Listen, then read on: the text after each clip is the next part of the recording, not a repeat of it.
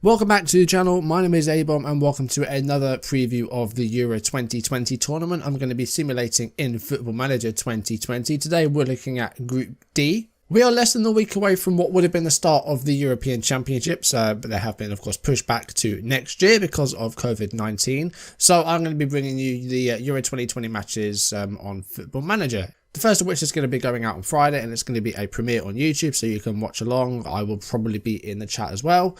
And yeah, we're going to play through the entirety of the championships on Football Manager and see how things go and see who wins it. So we're going to look at Group D today, which features the host of the final, England, final being played in Wembley, who have been given an easy group. It's an easy group. Georgia, first time they're in a major tournament. Slovenia, and fellow UK nation Wales. All 6 of these games are going to be played in the United Kingdom. England's 3 games will all be played at Wembley. The other 3 are going to be played at Hampden Park in Scotland. So Wales don't get any home games themselves. No games going to the Millennium Stadium or anywhere like that, or the Cardiff Stadium, or whatever it's called now. Georgia and Slovenia playing abroad as well. They wouldn't get host nations, would they? So England, surely favourites for this one, but let's go through each team, how they got here, and have a look at the 23-man squads that they are taking. And we will start with the 3 Lions. Now, the last time they were in the European Championships, it was a bit of a disaster. They barely scraped through their group, drawing against Russia and Slovakia and defeating Wales 2-1.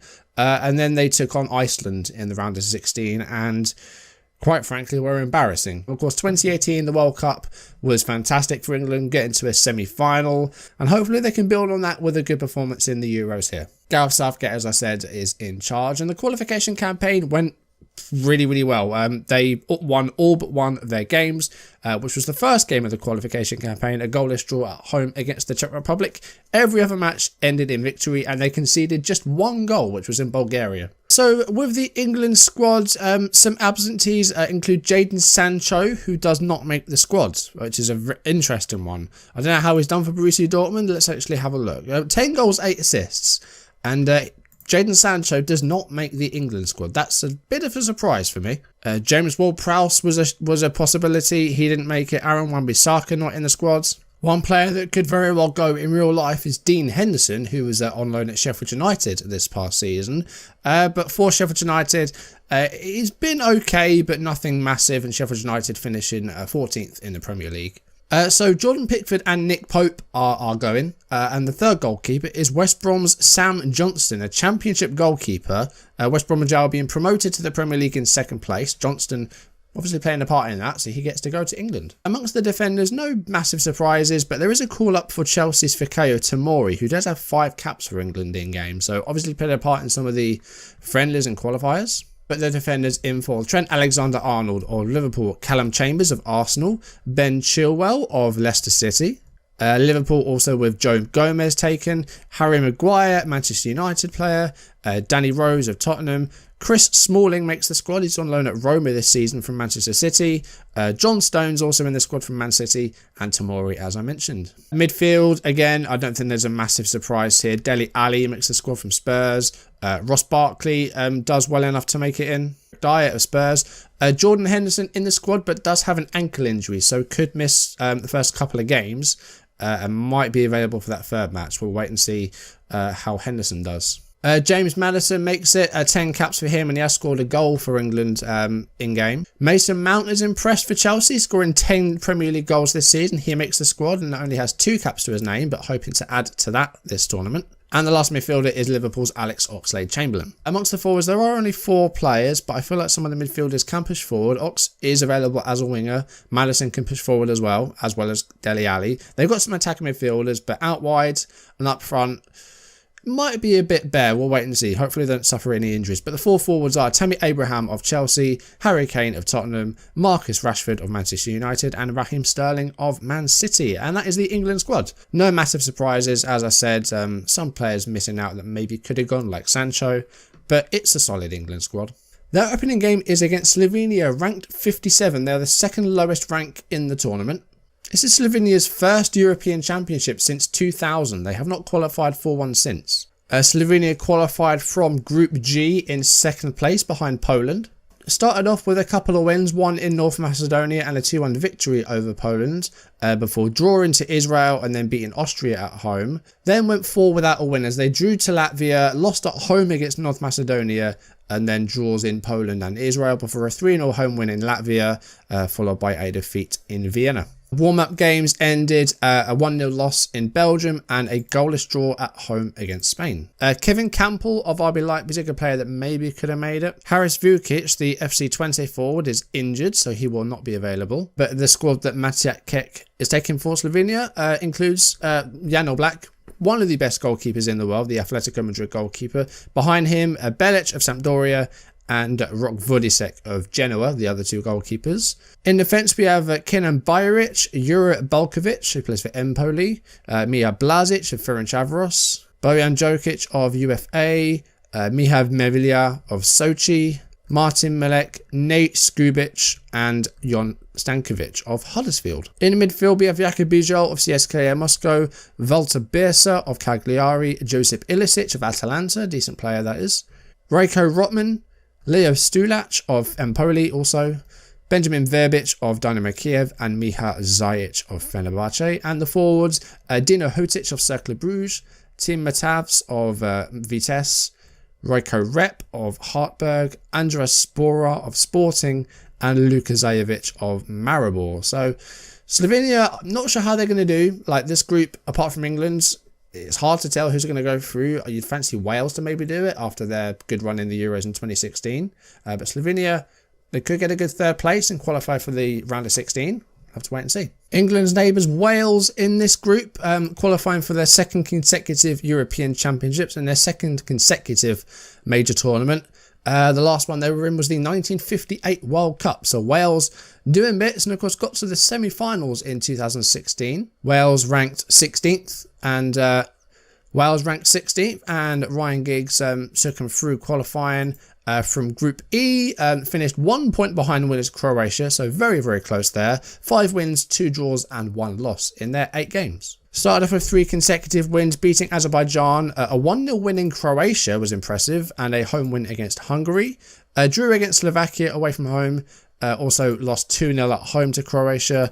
A 2-1 victory in Budapest. Ben Woodburn and David Brooks scoring there. So a 2nd place finish. It does get them into Euro, so that's good for them. It's really, really good. The friendlies went pretty well. They beat North Macedonia and Romania, both away from home. The first one was 1-0. And against Romania, it was 3-2, which I think I mentioned in the last group because we had Romania. It was known goal, Bradshaw and Bale. Chris Mepham, the AFC Bournemouth defender, missing out due to a hip injury. Paul Dummett of Newcastle fails to make the squad, as does Newcastle goalkeeper Carl Darlow. The goalkeepers that are going for Wales, Adam Davis of Stoke, Wayne Hennessy of Crystal Palace, and Danny Ward, formerly of Liverpool, now of Leicester. I'm not sure who's going to start there. It might be Ward, it might be Hennessy, I'm not quite sure. In defence, we have Ethan Ampadu, the loanee at RB Leipzig from Chelsea, James Chester of Aston Villa, Ben Davies of Tottenham, Kieran Freeman of Sheffield United, Connor Roberts of Swansea, Joe Rodon of Swansea also, Neil Taylor, formerly of Swansea, now at Aston Villa, and Ashley Williams of Bristol City. Couple of experienced players in there with Taylor and Williams, 31 and 35. In midfield, we've got the talented David Brooks of Bournemouth, just 22 and very bright future. Lee Evans of Wigan Athletic, Emma Hughes of Ipswich Town, Tom Lawrence, Aaron Ramsey at Juventus, and Will Vaulks of Cardiff. And then the forward players, Gareth Bale, the Wales talisman, playing Real Madrid, Tom Bradshaw, who I said scored in that friendly, plays for Millwall, Daniel James, the Manchester United wide player, Tyler Roberts of Leeds United, Harry Wilson, who is at Liverpool, was on loan at Bournemouth this year, and Ben Woodburn, also from Liverpool, who spent some time on loan at Oxford this season. So Ryan Giggs hoping to guide Wales through the groups again. And the unlikely side in this group, it's Georgia. World ranking of 86, they are the lowest ranked side in this tournament, qualified via the playoffs, and they achieved the playoff because of their winning of their UEFA Nations League group. That is why they got into the playoffs, and yeah, that is why they're here. So in Group D, they did finish in 4th with only 9 points. Ireland finishing on 15, Switzerland on 16, and Denmark on 19. Out of the 8 games, they won 3 and they lost 5. So question marks as to whether they really deserve to be here, but they are here. They did beat Gibraltar 4-1 and 3-0. That's probably quite easy to do, though. They did record a win in the Republic of Ireland, though. Saba Lobzanize scoring. That was a good result. In their friendlies before, they beat Austria 1-0 at home, which is actually quite a feat. And then beat Andorra 7-0. They had some playoffs, of course. They beat Belarus at home 2-1 in their semi-final. And then it was between Georgia and Kosovo for that spot in the group. So it was a 3-2 win for Georgia. Kosovo went down to 10 men in less than 15 minutes. So that may have played a part in their defeat. I'm not going to enjoy pronouncing some of these names, I'll tell you that, because there's some hard ones. Vladimir Weiss, though, is the manager. I would go through the absentees, but I don't know any of these players. But top of the list, our highest value Georgian player is not going. He plays for A again, and his name is Chak Vitadze. I don't know who he is, but he's the most valuable player from Georgia, and he's not going. Neither is Karpatis Andrew Georgiadze. I don't know what that means. If you are Georgian and you're watching this, well done and get into the Euros in virtual life. And so we have Georgi Loria, we have Georgi Makaridze, and we have Zauri Makaradze. Lasha Diwali plays for Ferencvaros, he's a defender, as is Gia Grigilava, who plays for Arsenal Tula. Orta Kakabadze, Gurem Kashia, David Kokalava plays for Shakhtar Donetsk. Solomon Kvirkela plays for Lokomotiv Moscow. Jamal Tabidze plays for UFA. In midfielders, Georgi Abujania plays for FC Twente. We've got Valeriana Gvila plays for Legia. Orta Kitaishvili plays for Sturm Graz. Valery Kashaishvili, I think I recognise that name. He plays for San Jose Earthquakes, but he's a Legia player. I think I might have signed that player before. Lasha Perunashvili plays for Esbjerg. And David Skulaze, I've probably got that wrong. He's the final midfielder. Lots of players for forward options. I've got 7. Georgi Diazamidze plays for Shakhtar Soligorsk. I'm guessing they're a Georgian side, but I don't know. Diano is another one. Georgi Karajvili plays for Göteborg. Georgi Kivitalia plays for AA Ghent. Saba Lobzanizel plays for Ankara Gucu. Luka Zarandia plays for Tobol. And Budu Zivzivadze plays for... I'm not even going to try and pronounce its name, but it's Mezzokovesd. So they're here. We'll see if they progress. If they do, I will be stunned. But stranger things have happened in the European Championships. So we'll see what Georgia have got. England will surely get through this group. It's just a matter of who's going to come second out of, I think, Slovenia or Wales. Georgia are a bit of an unknown. Obviously, they've got some pretty good results in their qualifiers and in their friendlies. But when it comes to the actual finals, I guess we'll see what they got. All of these games are going to be going out as premieres on YouTube, so you'll be able to join the chat and talk about the game in the chat. And if I'm available, then I'll be there. For the very first game, which is Italy versus Austria, I will be in the chat, and that will be on Friday the 12th of June, the opening game, which would have been in real life, of course. Next time, we're going to have a look at Group E, which has a bumper tie to open between Spain and France. That's a really good tie. And the other two teams in this group are the Republic of Ireland and Serbia. But that's going to do it for today's video, guys. Thank you for watching. If you enjoyed it, do drop a like down below, leave comments, and if you haven't done so already, or if you're new, then do consider subscribing and turning on notifications, and I'll see you next time for our look at Group E. That's going to do it for today, guys. Thank you very much for watching, and I will see you soon. Goodbye.